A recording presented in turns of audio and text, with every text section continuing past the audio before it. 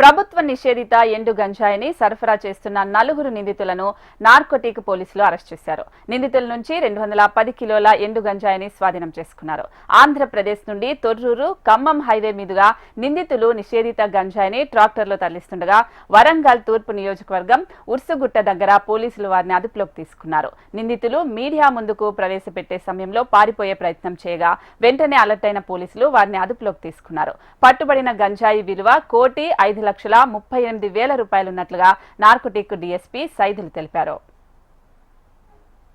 Tractor మరియు ట్రాక్టర్కు పైలట్గా Swift car వస్తూ ఉన్నది. ఆ స్విఫ్ట్ కార్ని చూసి ఇన్ఫర్మేషన్గా సిబ్బందితో అడ్డుకొని ఆ ట్రాక్టర్ ట్రాలీ కింద ఏదైతే ట్రాలీ అడుగు భాగాన దాన్ని ఒక స్పెషల్గా అర్రల్ని ఏర్పాటు చేసేసి దాన్ని వర్షం పేర్చుకొని గాంజాయి తీసుకురావటం. ఆ తెచ్చిన గాంజాని సీజ్ చేసి లెక్కిస్తే రమారమ్మే 210 కిలోల గాంజాయి సీజ్ చేయడం జరిగింది. 210 కిలోల గాంజాయికి 1,05,00,000 రూపాయల విలువ గల గాంజాయిని సీజ్ చేయడం జరిగింది. ఈరోజు సీజ్ చేసి 4 నిందితులను కూడా మేము ఈరోజు అరెస్ట్ చేసినాము.